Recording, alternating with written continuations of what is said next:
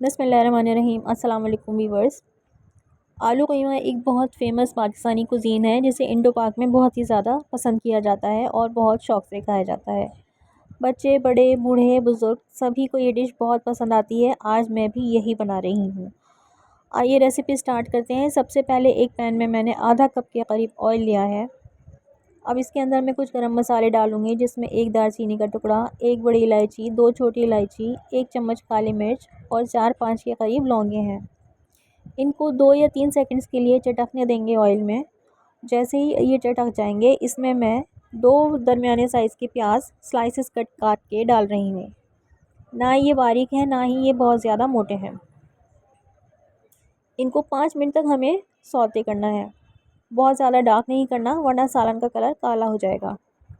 अब मैं 1 बड़ा चम्मच सूखा धनिया, हस्बे ज़ायक़ा नमक, 1 चम्मच के करीब ज़ीरा, अपने जायके के मुताबिक लाल मिर्च और आधा चम्मच के करीब हल्दी इसी तरह डायरेक्ट ऑयल में डाल दूँगी।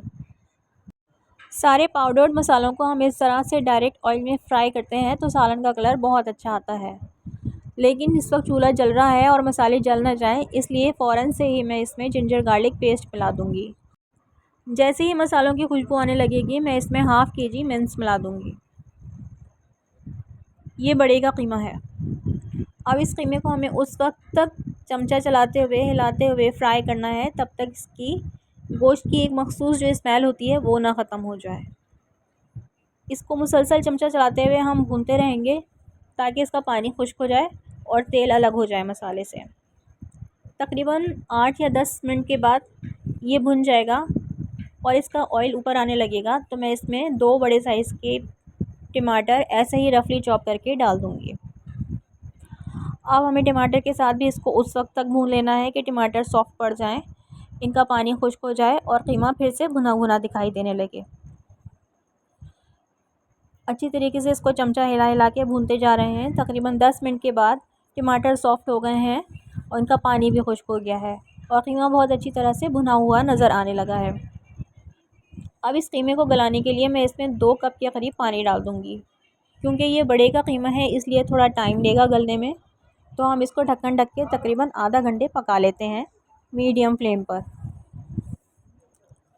आधा घंटे पकाने के बाद जब हम इसका ढक्कन खोल के देखेंगे तो इसका पानी खुश्क हो चुका है और ऑयल ऊपर आ गया है और कीमे की बहुत अच्छी सी शक्ल नज़र आने लगी है। ये जो थोड़ा बहुत पानी रह गया है, हम इसको भी ड्राई कर लेंगे चमचा चलाते वक्त। इस वक्त मैंने आँच थोड़ी सी हाई कर दी है। कीमा भूनने के बाद मैं इसमें 2 बड़े साइज़ के आलू मिला दूँगी। आप इनको जैसे चाहें काट लें। मैंने इसको निस्बतन बड़े टुकड़ों में काटा है। अब हमें इसको उस वक्त तक भुनाई करनी है कि ये आलूओं पर सारा मसाला और ऑयल अच्छी तरह से कोट हो जाए।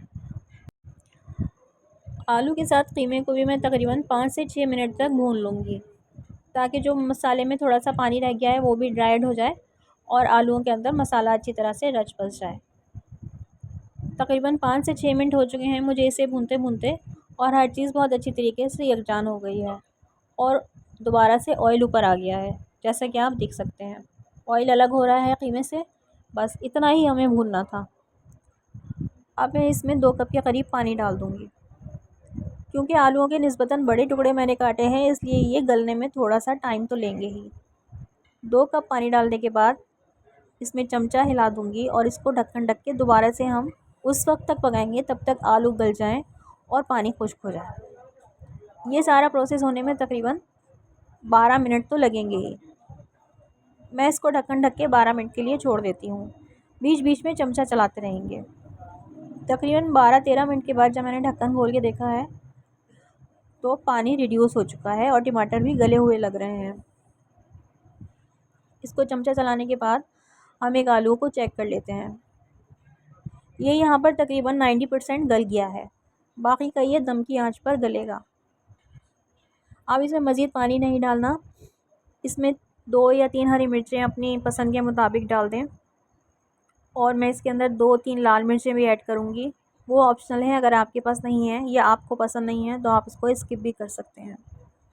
अपनी पसंद के मुताबिक हरा धनिया ऐड कर दें इसके अंदर और इसको फिर से चमचा चला के इसका ढक्कन ढक दें। अब इसको बिल्कुल मध्यम आंच पे, बिल्कुल लो फ्लेम पर 10 से 12 मिनट के लिए दम पे रख दें। ये इनकी मिर्चों की खुशबू भी इसमें रिलीज़ हो जाएगी। थोड़ी कच्ची और थोड़ी पकी हुई हरी मिर्चों की खुशबू बहुत अच्छी आती है। हरी धनिया की खुशबू भी इसमें रच बस जाएगी। इसको मैं मज़ीद 10-15 मिनट के लिए दम पे रख कर छोड़ देती हूँ। बहुत बेहतरीन सा आलू कीमा तैयार है। बिगनर्स अगर इसी रेसिपी को फॉलो करेंगे तो पूरे घर में आपकी वाह वाह हो जाएगी। किसी अच्छी सी डिश में इसको सर्व करें। इसको तंदूरी रोटी के साथ खाएं, इसको नान के साथ खाएं, चपाती के साथ सर्व करें, दाल और चावल के साथ साइड डिश के तौर पे भी सर्व किया जा सकता है। फिर मिलेंगे किसी अच्छी रेसिपी के साथ। अल्लाह हाफ़िज़।